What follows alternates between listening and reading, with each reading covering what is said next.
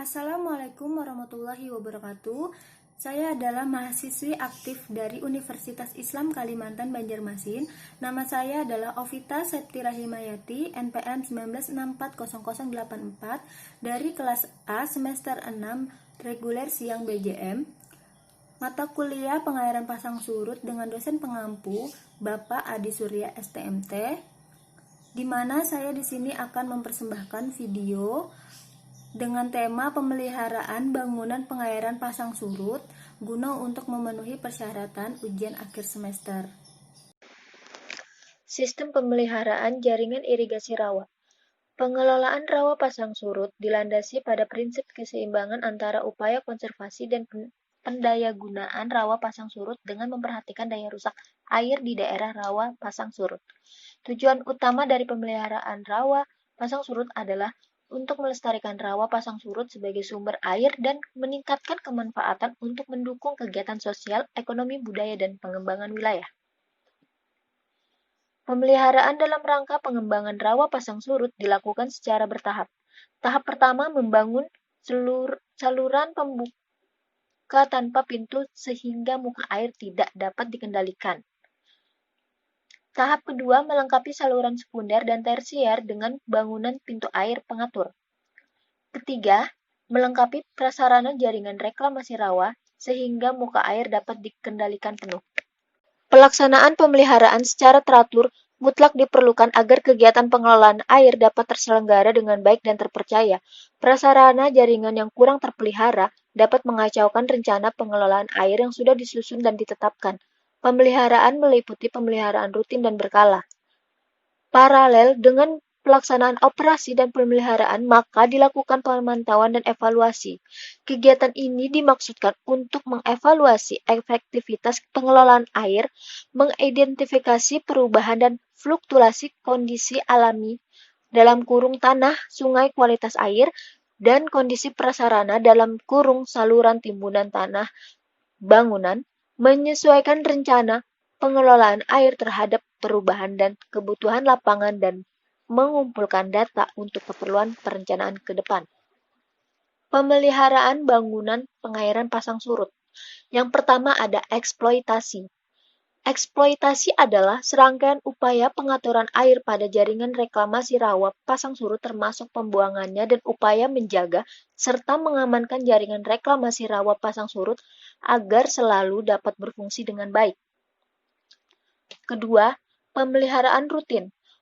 Pemeliharaan rutin dilakukan yakni upaya menjaga dan mengamankan jaringan tata air rawa agar selalu dapat berfungsi dengan baik guna memperlancar operasi dan mempertahankan kelestarian fungsi dan manfaat prasarana tata air rawa yang dilakukan secara terus-menerus.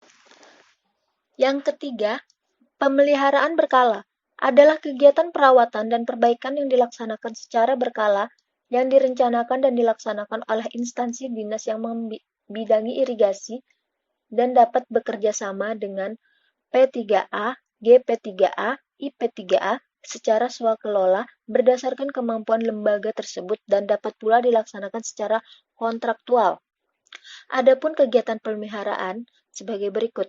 Yang pertama, pembersihan saluran dari tumbuhan air, contoh eceng gondok dan rumput liar. Yang kedua ada pemeliharaan tanggul pada tanggul pengaman, contoh rutin mengecek apakah ada tanggul yang tergerus atau rusak. Ketiga, pemeliharaan bangunan air, contoh pembersihan pada pintu air, rutin memberikan pelumas pada pemutar pintu air, dan pengecatan pintu air sebagai upaya terjadinya karat pada pintu air. Keempat, pemeliharaan jembatan dan dermaga, contoh pengecatan dan perbaikan ringan pada jembatan dan dermaga tersebut. Yang kelima, pemeliharaan jalan pada jalan inspeksi dan jalan usaha tani. Operasi dan pemeliharaan jaringan irigasi. Maksud dari operasi dan pemeliharaan adalah melaksanakan kegiatan operasi dan pemeliharaan sarana dan prasarana jaringan irigasi rawa agar dapat berfungsi sebagaimana mestinya. Tujuan dari operasi dan pemeliharaan adalah mempertahankan fungsi layanan jaringan irigasi rawa guna mendukung budidaya pertanian yang ada. Dasar-dasar hukum pemeliharaan bangunan pengairan pasang surut. Yang pertama ada Undang-Undang Nomor 11 Tahun 1974 tentang Pengairan. Kedua, Undang-Undang Nomor 23 Tahun 2014 tentang Pembagian Urusan Pemerintah. Ketiga, Peraturan Pemerintah Nomor 73 Tahun 2013 tentang Rawa. Keempat, Pengaturan Menteri Keuangan Nomor 168 PMK.105 tentang mekanisme pelaksanaan bantuan pemerintah pada Kementerian lembaga. Yang kelima, Peraturan Menteri Pertanian Nomor 62 pemetaan RC.140 12 tentang pedoman pengelolaan dan penyaluran bantuan pemerintah lingkup Kementerian Pertanian tahun anggaran 2016. Kesimpulan, adanya pemeliharaan pada bangunan pengairan pasang surut guna untuk mencegah kerusakan pada bangunan tersebut agar umur bangunan dapat bertahan lama sesuai umur perencanaannya.